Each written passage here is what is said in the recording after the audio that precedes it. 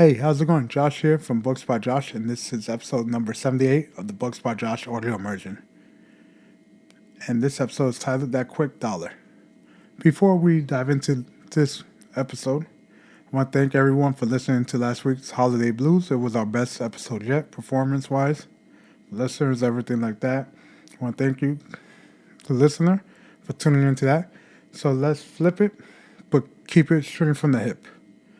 Not prepped for this. I just want to talk because that quick dollar, what is it? Fast money. You know, fast money comes fast and goes faster. What is fast money? Well, it's money that you get quicker than normal. You win the lotto. You get that big tech stuff. You get that crypto coin and you sell it at the height. But guess what? What does that mean for you? Let's dive in. So, unless you've been living under a rock, you heard about FTX, basically being a scam, a Ponzi, whatever you want to call it. And if you've been watching YouTube, you've seen ads for something called established titles, where you could be a lord or a lady by investing in a plot of land in Scotland. Well, guess what? That's also not true. That's also a scam. And it makes it better because that's what everybody's been promoting. But maybe you've seen Kamikoto knives. And you're thinking holiday time, this looks like something good. Japanese cutting knives. Beautifully crafted. Guess what? They're owned by the same company as established titles. So, yeah. But I don't know if you guys know about Andrew Tate. He has his academy, all of this. You pay to get in. You could be successful like him. But guess what? Is it legit? It's all about that quick dollar. You don't care. You just want that quick dollar. You want to open your wallet and get that dollar in there. So you want to try everything. I don't see these ads anymore for like Andrew Tate or these courses to be a shipper, have affiliate marketing or Facebook automation, YouTube automation, whatever. I don't get them because I have YouTube Red. I'm not sponsored by YouTube, but I did that because I didn't want ads. And also the music portion of it, but these ads prey on you because that's what they're paying to have ad time. And they're running these ads to get you into this course because those who can't teach, as they say. So they're selling you a course on how to make this much, how to be a six-figure earner by running YouTube automation.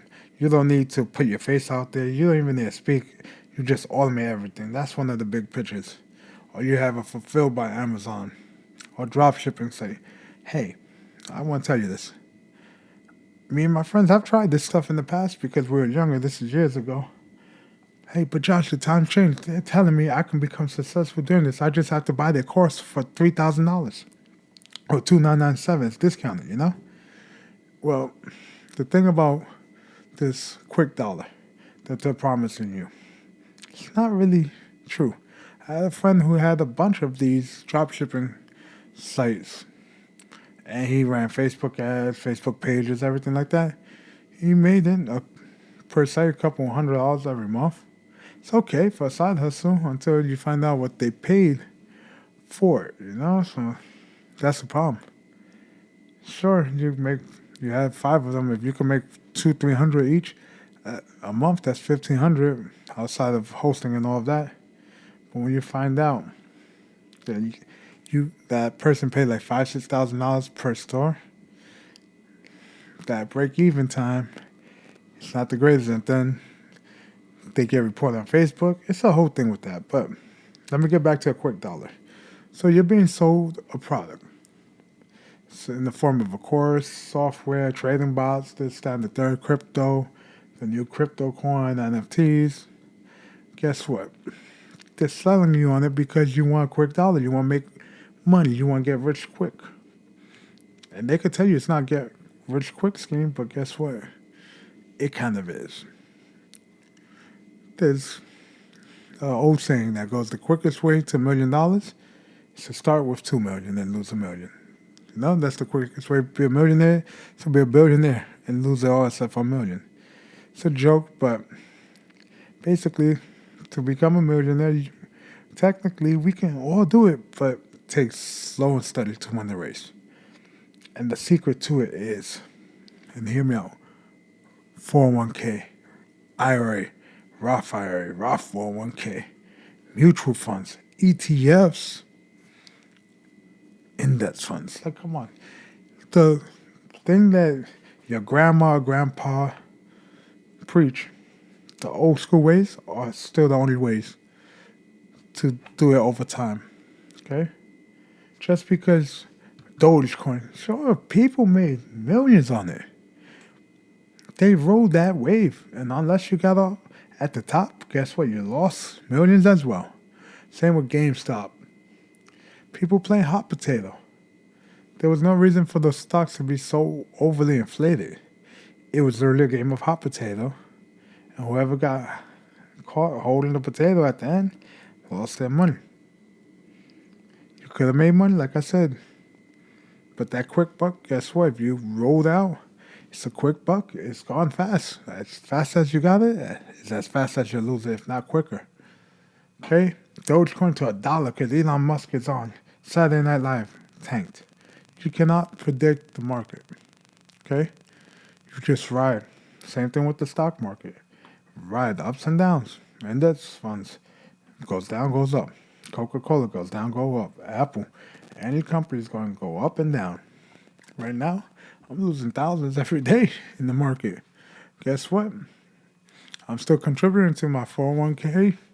Every paycheck, matching out my Roth IRA, my HSA, my regular brokerage. I'm putting money into all that because guess what? Stock's on sale. But we're in America, the American dream, Josh. That's if you're in America listening to this. I can retire wealthy. I can make it. Yeah, you can make it, but do it the right way. Save your money, invest. Don't buy someone's course. Okay? It's like buying a book on how to make money.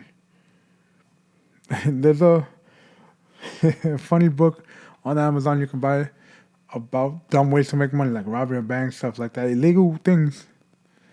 And it's a spoof, you know? It's like the Naked Gun trilogy, stuff like that.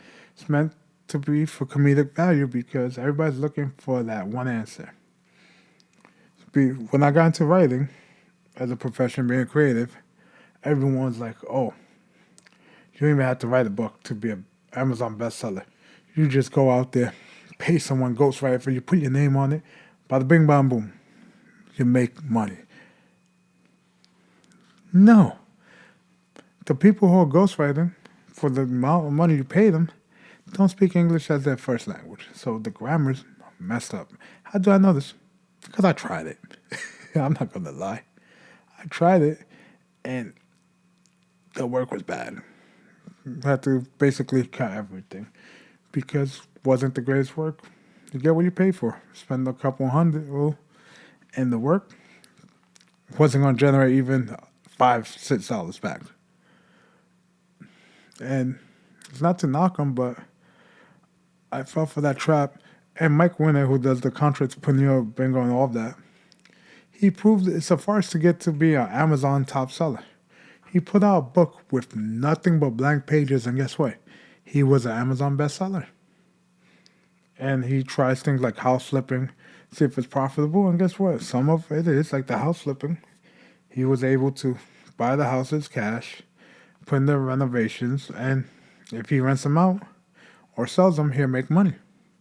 So things like that can be profitable, but that's if you're buying it cash, no mortgage, things like that, because he had the money. He had the money for the renovations. So guess what? While that's not getting rented, if you have a mortgage or while you're doing the renovations, you're paying a bill every month. And if you're living paycheck to paycheck or barely making ends meet, having an additional mortgage on top of that and renovation costs, that hurts, you know, because a mortgage is another minimum $800, $600 to $800 with the interest rate right now, plus renovation that you can't get a regular loan for that. That adds up. So you can go and see people online. Yeah, you can get all these rental properties and turn them into Airbnbs. No, there's legal sides to that. So that's the whole thing. Don't trust everything you hear online. Don't trust everything you hear from me. Do your own research. But the problem is, some people believe this. And guess what? They get the property, zero down first time home buyers, for like 3%, 5%, whatever. Have PMI. They try to rent out. Guess what? They can't. They're stuck without a tenant, or they get the first person that don't do a background check. They think they could be a landlord, and their phone's ringing off the hook for everything because they don't want a management company to handle this. Being a landlord is not easy. I have friends that have multiple properties, over 10, 20 properties. I have some friends, and they don't have time to sit there and handle every single tenant. No, they have people to handle that because it's a full-time job for that. So if they're doing that, they can't do their other moves. That's the problem with also the hype. Okay? NFTs, those Bored Apes. Come on, guys. Gary Vee, the Gary and friends or whatever. You gotta get this, man. This the next big thing. It's gonna be bigger than Pokemon, man. No. That was the whole thing last year, the year before. Everyone hyped on this. NFTs are a great thing for the creators. I'm talking about actual artists, not people going on Fiverr and getting people to make these things for pennies on the dollar. No, I'm talking about actual artists who are trying to sell their art for a couple dollars, 100, 200,000, but actual art that they did and you can own it digitally. That's great for them. But when you have these influencers doing rug pulls with crypto and these NFTs, unless you got lucky and got in at the right time and got out at the right time, you lost money. Kim Kardashian got fined. Money Mayweather got fined because they promoted this as not financial advice, but gave financial advice to millions of people. Their influences and what they say has influence.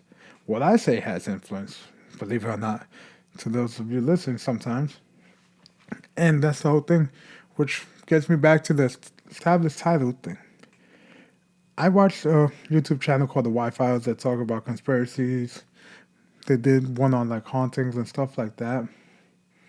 And it's entertaining. And for the past 4 or 5 episodes, AJ and Heckle Fish, they've done the ad for the established titles, and it made me think about it.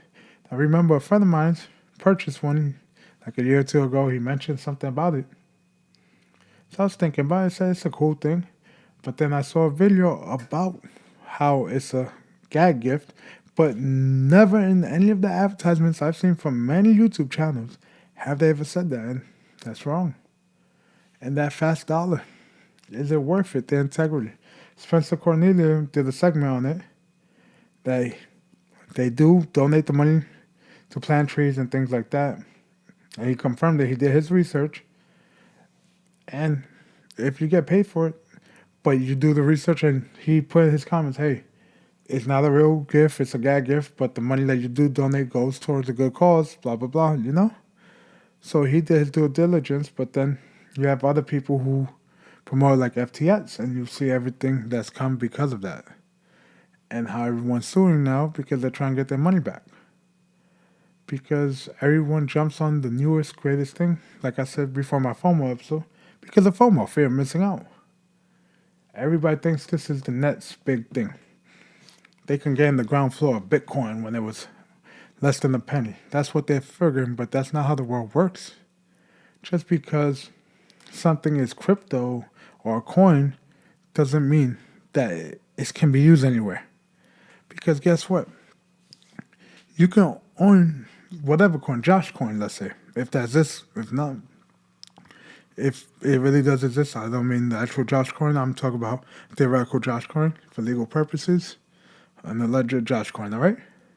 So that coin could be worth $1 million per coin. But guess what? If no place takes that, it's worthless. And that's the whole thing with the Squid coin.